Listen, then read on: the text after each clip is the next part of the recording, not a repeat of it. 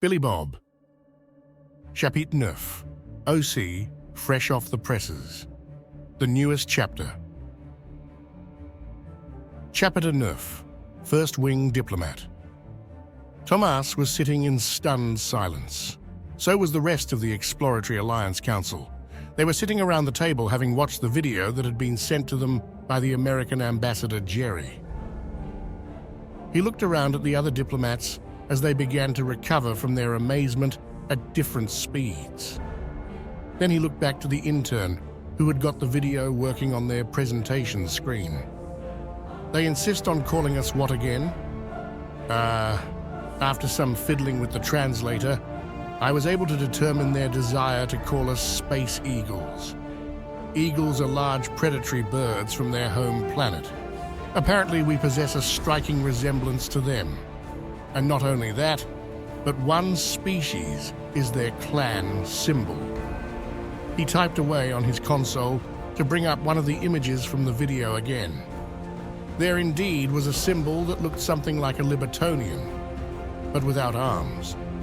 Clearly an animal instead of something intelligent, but it looked menacing. In one hand, it clutched a symbol for ancient human weapons Thomas had been told were arrows. In the other hand, it clutched something he'd been told was a hamburger. Apparently, it represented their desire for war and prosperity. Something like that. Right. And then that first segment, that was some of their military training or warrior cultivation program. No, I'm told those were sports. There was some murmuring among the panel as second wing diplomat Sherry spoke up. You mean those weren't ritualized forms of combat? That was just their version of swoop and swipe? Or divers and climbers? Yes, that's correct. But they were smashing into each other and hitting that small sphere with a stick. How did they do that? The general noise level rose as everyone tried to talk, and Thomas had to raise his wings, fluttering them to get everyone to quiet down for a moment. Sherry spoke up again. There's no way that's realistic. That species must only perform those sports during rare and focused rituals. The pain they must inflict on the players is not sustainable. Thomas waved his hands slowly to indicate calm. From what we've been told, that video was sent to us in good faith to better explain their clan. From what Blackwing diplomat Emily told us, this is on par with the mercenaries she has hired. It seems like the reports she has sent us are not too good to be true, but instead, incredibly fortunate for us. But will they help us? It's centuries since the galactic government marginalized us for our attempts to bring out the greatest of species. They feared our potential and worked to bring everyone down to the same level, and this species is no different. The galactic government will soon move against them. They'll fend for themselves and won't give us another thought. Thomas shook his head and pointed a hand at the screen. That video seems to indicate a culture that would love to help us. But really, we have to watch the mercenary with Emily. If he continues to behave as she thinks he will, and he represents these Americans, then they will be the greatest allies our people have ever had. The first wing diplomat rose then, turning to look out the window over the capital beyond. The rising spires built in the mountains above the gaseous valleys below. Their people had been contained to this single planet since the treacherous Crusticans had betrayed them, trading in a chance for exceptionalism with security. Working with the galactic government to try and bring all races down to an equal level. The fate of our alliance with these Americans rests on one of their own. Perhaps the fate of the entire galaxy rests on the shoulders of Billy Bob Space Trucker Mittens was annoyed. The large, lightly-haired cat hadn't come back with food in far too long. That strange not-food bird hadn't either. Sure, he'd slept for a while, and then drank some water from the little bowl the other cat filled up for him. And then slept some more. But he was getting hungry, and no one had pet him in ages. He stared at the threshold the other cat would enter and leave from, trying to summon the food bringer with his mind. Then Mittens heard some sort of noise and got excited. He began to scratch at his side of the strange wall that would move, demanding food at the top of his lungs to make it clear that it was unacceptable he'd been forced to wait so long. On the other side of the airlock, Corporal Fitzreg was prodding Private Grisnod. "Go on. We were told to check out that ugly freak's ship, so we got to do it." But Grisnod was standing frozen at the door. "No way, do you hear that? It sounds like a creature with claws. It sounds hungry."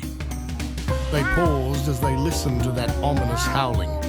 Clearly a predator waited on the other side. Was the scratching a method of keeping its claws sharp? Or was it threatening them? Fitzreg gulped and gave Grisnod another prod. "I'm the corporal here. That means you have to obey me." They got closer to the inner airlock, their Fen pulse rifles raised, energy shields crackling as they approached. Mittens could hear something getting closer as he ran back and forth in front of the sometimes moving wall. He would jump up and scratch and howl, demanding they stop taking so long and open up and feed him. "It's in some sort of killing frenzy," Grisnod gasped as he trembled. Fitzreg tried to push him closer to the door. "It's a pet on a small ship. It can't be that bad. They said that creature bested a Vreslian mountain crusher. What do you mean its pet can't be that bad?" They paused as the scratching stopped. Mittens had grown annoyed and hopped up on the bed. Maybe they'd think he starved to death and come running to feed him. Instead, they seemed relieved. Maybe it's gone. Who knows, but now is our chance. Grisnod stepped forward, opening the inner airlock. His weapons swung in, but he didn't see anything giant and ferocious. He took a step in as Fitzreg stayed in the space between airlocks. "Oh," Grisnod said then as he saw the fluffy creature. "Was that you making all that noise?" He let out a relieved sigh and then chuckled a little. Mittens, however, stared at him. One of the reasons Billy Bob had chosen a Martian marauder as a pet was because that breed of cat had been designed to hunt pests on Mars. They had a certain instinct built into them to attack something they didn't recognize and hadn't been in the company of one of those trusted big, semi-hairless cats. So after staring at the creature for a moment, Mittens jumped onto his face, sinking his claws in deep. Grisnod screamed as he dropped his weapon and clutched at his face. Fitzreg just saw a blur slam into the other soldier, and then he slammed his fist onto the airlock button, which let the wall slam down into place. Turning, he ran out of the ship's airlock as fast as he could, Grisnod's screams echoing down the loading dock as he moved. There was no way he was going in there. He would take his chances back on the station. However, as he ran past the guard station that strange creature had first been stopped at, he came to a skidding halt. There was some sort of strange battle cry coming out of the PA. He turned his translator back on to try and make sense of the odd language. War. Yeah. What is it good for? He didn't like the sound of that. Then ahead of him, at one of the intersections in the station, he saw 4 of his battle brothers running as fast as they could. There was some sort of explosion, and a wave of fire washed over them. The 4 crying out as their fur caught fire. Their shields useless, it seemed. They rolled on the ground, screaming and crying as he saw the creature advance upon them, approaching each of his battle brothers and silencing their cries of agony with a small explosion coming from some sort of metal device in his hand. Once the 4 burning battle brothers were dead, he turned, seeing Fitzreg. The corporal had faced down Crustican commandos. He'd wrestled with jitterbugs. He'd battled Phyllis Rangers. His battle brothers had been outnumbered countless times and been victorious. As this single creature looked at him, not even armed with energy weapons or a defense shield, all Fitzreg could do was toss his weapon to the ground, drop to his knees, and curl his arms in to show submission and surrender. Billy Bob looked over his shoulder and waved Emily forward. "Hey, Emily, is that guy praying or something?" He pointed to the kneeling Bork he saw, who tossed his weapon down after he'd hit his friends with a dragon's breath round. Emily was still limping a little as she carried the security panel that Billy Bob had helped charge and looked at what he was pointing. "No, he's trying to surrender." Billy Bob brightened up at that. "Oh, good. I was really worried I'd have to kill them all." He jogged over to the kneeling Bork and gave him a little nudge. The creature whimpered and shrank away from him for a moment before he gripped one of those horns and pulled it up to its feet. "Hey, I want you to do me a favor." The Bork opened his eyes and looked at Billy Bob with surprise. "What?" "A favor. See, I don't need to kill the rest of your friends here, or even want to.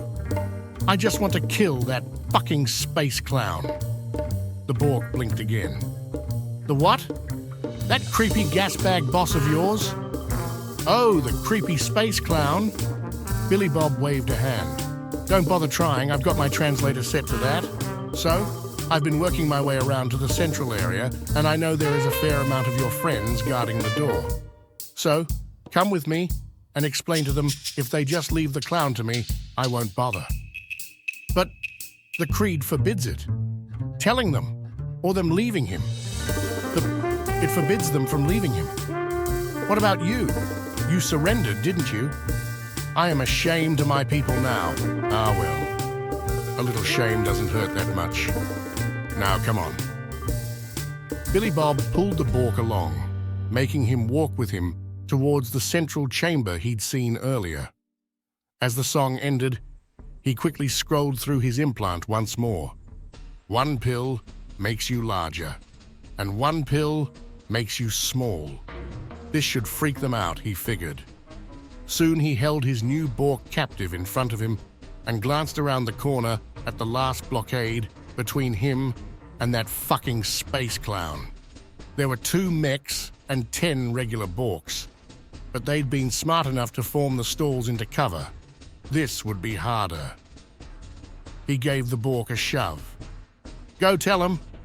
The Bork stumbled forward and gulped. "The creature we fight is honorable battle, brothers. He offers us trade. If we leave the station, he will only deal with the one who has wronged him." He held his hands forward, hoping they'd listen to reason. But Fitzreg then heard Captain Dweg. "He's a traitor. Kill him." Billy Bob flinched as his prisoner was riddled with pink bolts of energy, his shield failing after a few seconds before he was cut to shreds. Billy Bob quickly peeked around the corner once more. This was going to be hard. Then he looked around for a moment and remembered he was on a black market station. "Emily, have we passed any bars?" "What? Yes, a few. Why?" "Show me which shops have alcohol. I'm going to make some humans drinks." "Is now the best time to get drunk, Billy Bob?" "They aren't for me. They're for our friends. It's a very special drink called a Molotov cocktail. They're sure to be a blast at parties." The Borks huddled behind their barricade, unsure what was taking their opponents so long to show up. Little did they know what was in store. And so ends another chapter in the adventures of Billy Bob, Space Trucker.